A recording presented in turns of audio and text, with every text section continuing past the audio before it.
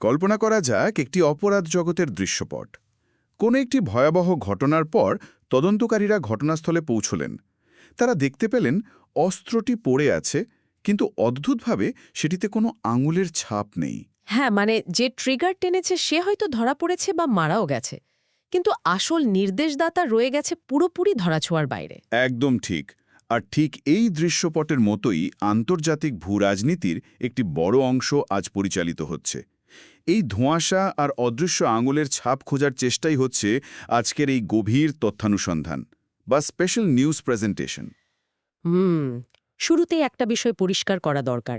আজকের এই বিশেষ সংবাদ বিশ্লেষণে আমরা কোনো নির্দিষ্ট রাজনৈতিক পক্ষ নিচ্ছি না বা কোনো দেশের সমালোচনাও করছি না। হ্যাঁ, আমাদের উদ্দেশ্য একদমই নিরপেক্ষ। আমরা মূলত declassified intelligence report, think tank study এবং কিট ক্ল্যারেনবার্গের একটি চাঞ্চল্যকর অনুসন্ধানী প্রতিবেদনকে সামনে রেখেই আলোচনাটা করছি। আর্টিকেলটির শিরোনাম হল কিভাবে সিআইএ এবং MI6 ISIS তৈরি করেছিল। আর্টিকেলটা দাবিগুলো আসলেই চমকে দেওয়ার মতো। এটি আমাদের বাধ্য করে প্রশ্ন তুলতে যে বৈশ্বিক সন্ত্রাসের যে চেহারা আমরা দেখি তা কি আসলেই পুরো সত্য, নাকি এর পেছনে আরও অনেকগুলো অদৃশ্য স্তর কাজ করে। আচ্ছা, বিষয়টির একটু গভীরে যাওয়া যাক। আন্তর্জাতিক প্রক্সি যুদ্ধ আর গোয়েন্দা সংস্থাগুলোর কার্যপ্রণালীর দিকে তাকালে মূলধারার সংবাদ মাধ্যমে তো এগুলো খুব সাধারণভাবে দেখানো হয়, তাই না? ঠিক বলেছেন। সাধারণত খুব সরলীকরণ করে উপস্থাপন করা হয় বিষয়গুলোকে, কিন্তু কিট ক্ল্যারেনবার্গের এই ইনভেস্টিগেশন মূলত মার্কিন পেন্টাগন, প্রভাবশালী থিঙ্ক ট্যাঙ্ক র্যান্ড কর্পোরেশন এবং ব্রিটিশ গোয়েন্দা সংস্থার কিছু ঐতিহাসিক সিদ্ধান্তের যোগসূত্র খুব নিখুঁতভাবে বিশ্লেষণ করেছে। আর এই যোগসূত্রগুলো বুঝতে পারলেই আধুনিক ভূরাজনীতির অনেক জটিল সমীকরণ আমাদের কাছে পরিষ্কার হয়ে যাবে। এই জটিল সমীকরণগুলো বোঝার জন্য সাম্প্রতিক একটি মর্মান্তিক ঘটনার দিকে নজর দেয়া যাক। 22শে মার্চ মস্কোর ক্রোকাস সিটি হলে ঘটে যাওয়া ভয়াবহ সেই সন্ত্রাসী হামলা। অত্যন্ত মর্মান্তিক একটা ঘটনা। ঠিক। হামলার পরপরই আমরা দেখলাম আমেরিকান কর্মকর্তারা খুব দ্রুত এর দায় চাপালেন আইসিসকে বা ইসলামিক স্টেট খোরাসানের উপর। অন্যদিকে ক্রেমলিনের দাবি ছিল ভিন্ন। ক্রেমলিন দাবি করেছিল যে এর পেছনে ইউক্রেনের গোয়েন্দা সংস্থা SBU বা পশ্চিমা মদতদাতারা জড়িত। হ্যাঁ, আর এই পাল্টাপাল্টি দাবির মাঝে আসল সত্যটা যেন একটা ধোঁয়াশার মধ্যে হারিয়ে গেল। তো আইসিস কি শুধুই একটা ধর্মান্ধ গোষ্ঠী, নাকি এর পেছনে অন্য কোনো সমীকরণ আছে? ঠিক এখানেই সবচেয়ে চমকপ্রদ তথ্যটি বেরিয়ে আসে। ইনভেস্টিগেশন থেকে জানা যায় হামলাকারীদের ক্রিপ্টোকারেন্সি ওয়ালেটের সাথে আইসিসের তাজিকিস্তান শাখার একটি সরাসরি যোগসূত্র পাওয়া গেছে। ক্রিপ্টোকারেন্সি মানে তারা প্রযুক্তির দিক থেকেও বেশ আপডেট। সিএসকে এর যে চিত্রটা আমরা পাচ্ছি তা কোনো প্রথাগত ধর্মান্ধ গোষ্ঠীর নয়, বরং এটি একটি যাকে বলে ভাড়াটে যোদ্ধা বা গানস ফর হায়ার মডেল। একটু থামি এখানে, কারণ এই গানস ফর হায়ার ধারণাটি বিশ্বব্যাপী সন্ত্রাসবাদকে দেখার আমাদের যে দৃষ্টিভঙ্গি সেটা পুরোপুরি বদলে দেয়। কিভাবে?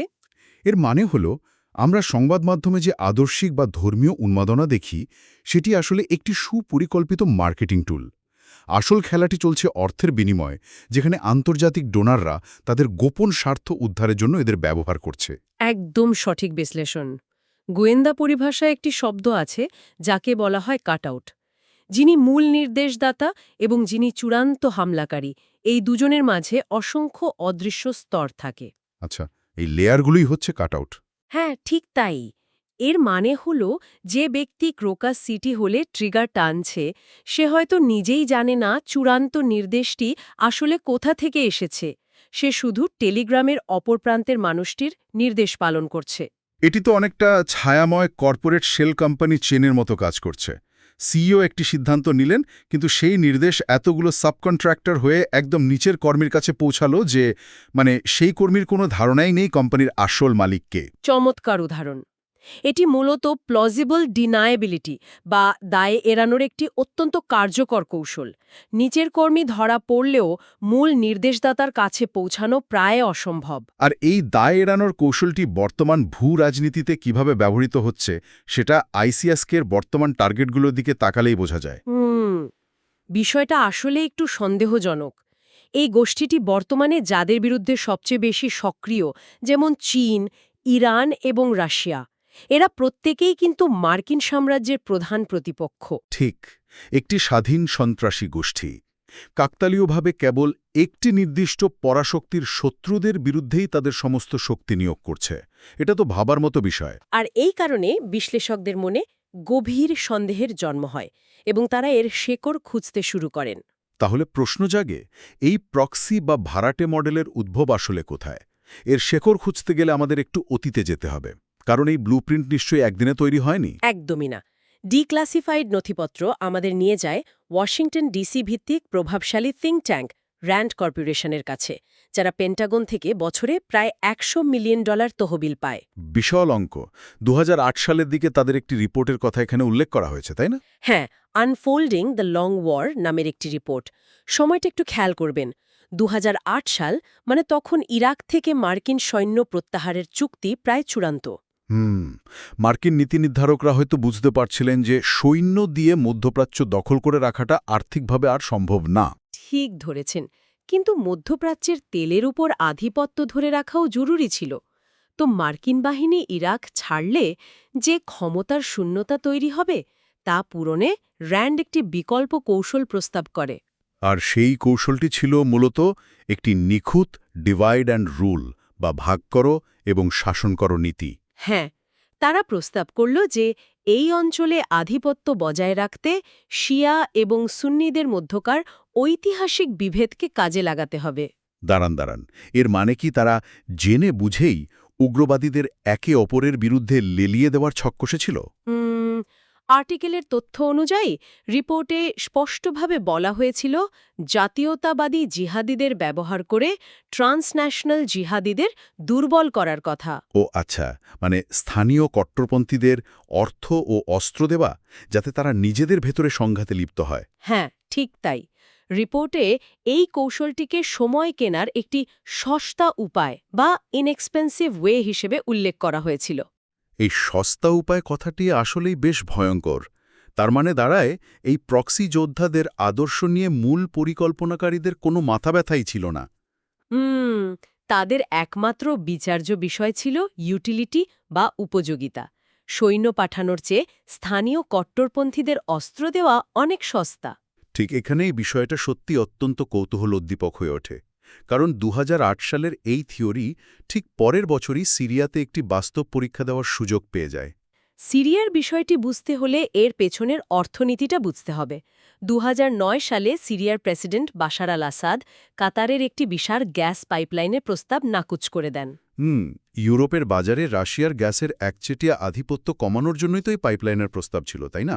ঠিক, কিন্তু আসাদ প্রস্তাবটি নাকচ করে রাশিয়ার স্বার্থ রক্ষা করেন এবং ইরান ও ইরাকের সাথে একটি ভিন্ন চুক্তিতে স্বাক্ষর করেন। এটা যেন আগুন নিয়ে খেলার মতো অবস্থা। একটি পাইপলাইন নাকচ হওয়া কিভাবে একটি দেশের ধ্বংস ডেকে আনতে পারে, এটা তার একটা বড় প্রমাণ।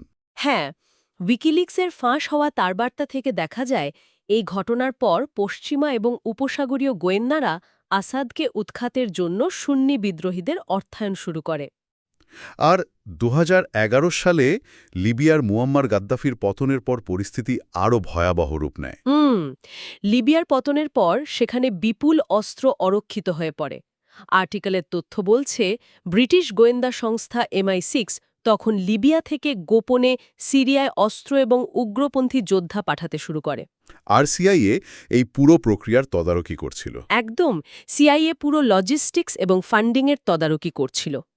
কিন্তু একটা প্রশ্ন আসে এখানে, সিআইএ তো নিজেই অত্যন্ত শক্তিশালী, তারা কেন অস্ত্র স্থানান্তরের জন্য ব্রিটিশ গোয়েন্দা সংস্থা MI6কে ব্যবহার করল? ওই যে আমরা একটু আগে কাটআউটের কথা বললাম, মার্কিন কংগ্রেসের অত্যন্ত কড়া ইন্টেলিজেন্স ওভারসাইট রয়েছে। সিআইএ সরাসরি কাজ করলে কংগ্রেসের কাছে জবাবদিহি করতে হতো। বুঝতে পেরেছি। মানে ব্রিটিশ গোয়েন্দাদের ঢাল হিসেবে ব্যবহার করা হয়েছিল, তারা অস্ত্র কিনছে আর সিআইএ দূর থেকে ইশারা দিচ্ছে, ফলে আইনগতভাবে সিআইএর হাত পরিষ্কার থাকছে। ঠিক তাই। আর এই মেকানিজমটি পরবর্তীতে 2013 সালে ওবামা প্রশাসনের সময়ে প্রাতিষ্ঠানিক রূপ পায়, যার নাম দেওয়া হয়েছিল অপারেশন টিম্বার সিকামোর। হ্যাঁ, টিম্বার সিকামোর।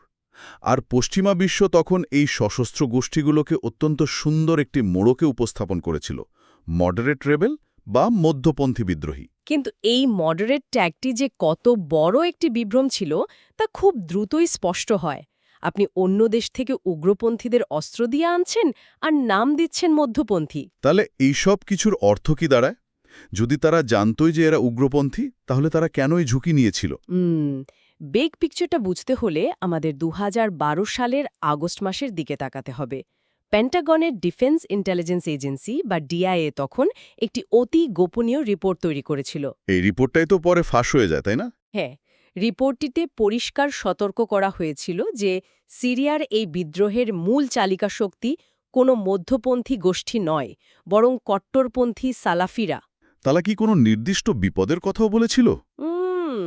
রিপোর্টে স্পষ্টভাবে বলা ছিল, যদি এই অবস্থা চলতে থাকে তবে সিরিয়ার পূর্বাঞ্চলে একটি সালাফি রাষ্ট্র তৈরি হতে পারে এবং আল কায়দার ইরাক শাখা ও ইসলামিক স্টেট অফ ইরাক মিলে আইসিস গঠন করতে পারে।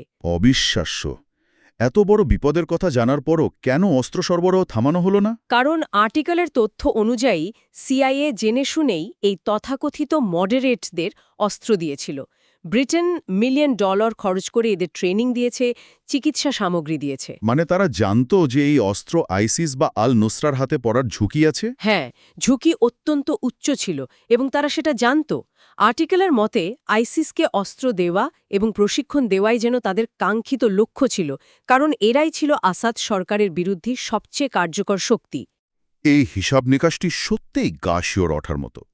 তারা ভেবেছিল এই গোষ্ঠীগুলোকে নিজেদের স্বার্থে ব্যবহার করে পরে আবার বোতলে বন্দি করতে পারবে। কিন্তু ইতিহাস তো অন্য কথা বলে। একদমই। প্রক্সি গোষ্ঠীগুলো যখন পর্যাপ্ত অস্ত্র আর ভূখণ্ড পেয়ে যায়, তারা আর স্পন্সরের নিয়ন্ত্রণে থাকে না। আইএসিসের ক্ষেত্রেও সেটাই ঘটেছিল। তারা একসময় নিজেদের হ্যান্ডলারদের নিয়ন্ত্রণ মুক্ত হয়ে যায়। আজকের এই গভীর তথ্যানুসন্ধানের একেবারে শেষ পর্যায়ে এসে যদি আমরা পুরো বিষয়টির একটি বস্তুনিষ্ঠ সারসংক্ষেপ টানি, ২০১৭ সালে যুক্তরাষ্ট্র ও রাশিয়ার হস্তক্ষেপে আইসিস ধ্বংস হলেও ডিক্লাসিফাইড নথিপত্র অন্য কথা বলছে। ঠিক। এই ভয়াবহ গোষ্ঠীটির উত্থানের পেছনে পরাশক্তিগুলোর রাজনৈতিক স্বার্থ, প্রক্সি যুদ্ধ এবং গোয়েন্দা সংস্থাগুলোর বিপজ্জনক নীতি অনেকাংশে দায়ী। হ্যাঁ, এখানে আমরা একদম নিরপেক্ষ অবস্থান থেকেই তথ্যগুলো তুলে ধরছি। গোয়েন্দা সংস্থাগুলোর এই ভাগ করো এবং শাসন করো নীতি মূলত একটি স্থানীয় সংঘাতকে বৈশ্বিক সংকটে রূপ দিয়েছিল। আর এখান থেকেই শ্রোতাদের জন্য একটি ভাবনার জায়গা তৈরি হয়। ইতিহাস আমাদের দেখাচ্ছে যে স্বল্পমেয়াদী স্বার্থ হাসিলের জন্য চরমপন্থীদের ব্যবহার করার কৌশল সবসময়ই বুমেরাং হয়ে ফেরে। একদম ঠিক বলেছেন। আজকের দিনেও পরাশক্তিগুলো যখন বিভিন্ন দেশে ছায়াযুদ্ধ পরিচালনা করছে, তখন কি তারা অজান্তেই আগামী দশকের জন্য এমন কোনো ফ্র্যাঙ্কেনস্টাইনের দানব তৈরি করছে যা একসময় তাদের নিজেদের জন্যই সবচেয়ে বড় হুমকি হয়ে দাঁড়াবে? এটি সত্যি অত্যন্ত গভীর একটি প্রশ্ন। সাময়িক স্বার্থসিদ্ধির মোহে ভবিষ্যৎকে ঝুঁকির মুখে ফেলা হচ্ছে কিনা তা হয়তো আগামী দশকের ফাঁস হওয়ার নথিপত্রেই জানা যাবে। ঠিক তাই। অপরাধ জগতের সেই অদৃশ্য আঙুলের ছাপগুলো আসলে কখনোই পুরোপুরি মুছে যায় না। চমৎকার বলেছেন। আর এই চিন্তার খোরাক দিয়েই আজকের এই বিশেষ সংবাদ বিশ্লেষণ বা ডিপ ডাইভ আমরা এখানেই শেষ করছি। আন্তর্জাতিক ভূরাজনীতির এমন আরও অনেক না বলা কথা নিয়ে ভবিষ্যতের কোনো নতুন অনুসন্ধানে আবারও দেখা হবে। ততক্ষণ পর্যন্ত নিরপেক্ষভাবে চারপাশের ঘটনাগুলো বিশ্লেষণ করতে থাকুন। বিদায়।